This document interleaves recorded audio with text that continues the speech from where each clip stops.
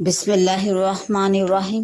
ایک مرتبہ ایک شخص آپ صلی اللہ علیہ وآلہ وسلم کی خدمت میں حاضر ہوا اور عرض کیا کہ یا رسول اللہ صلی اللہ علیہ وآلہ وسلم، میں اپنے غلام کی غلطی کتنی دفعہ معاف کروں؟ آپ صلی اللہ علیہ وآلہ وسلم نے اس کے جواب میں خاموشی اختیار فرمائی۔ اس نے پھر وہی عرض کیا کہ یا رسول اللہ صلی اللہ علیہ وآلہ وسلم، میں اپنے خادم کو کتنی دفعہ معاف کروں؟ تو آپ صلی اللہ علیہ وآلہ وسلم نے ارشاد فرمایا کہ ہر روز 70 دفعہ۔ سوال کرنے والے کا مقصد اس حدیث مبارکہ سے یہ واضح طور پر معلوم ہوتا ہے کہ اگر میرا خادم، غلام یا نوکر بار بار غلطی کرے تو کہاں تک میں اس کو معاف کروں اور کتنی دفعہ معاف کرنے کے بعد اس کو سزا دوں؟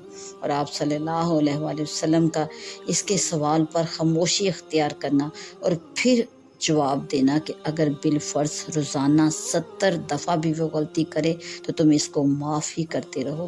آپ صلی اللہ علیہ وآلہ وسلم کا مطلب یہ تھا کہ غلطی کا معاف کرنا کوئی ایسی چیز نہیں جس کی حد مقرر کی جائے، بلکہ حسن اخلاق اور ترحم کا تقاضا یہی ہے کہ اگر بالفرض وہ روزانہ 70 دفعہ بھی غلطی کرے، قصور کرے، تو اس کو معاف ہی کر دیا جائے۔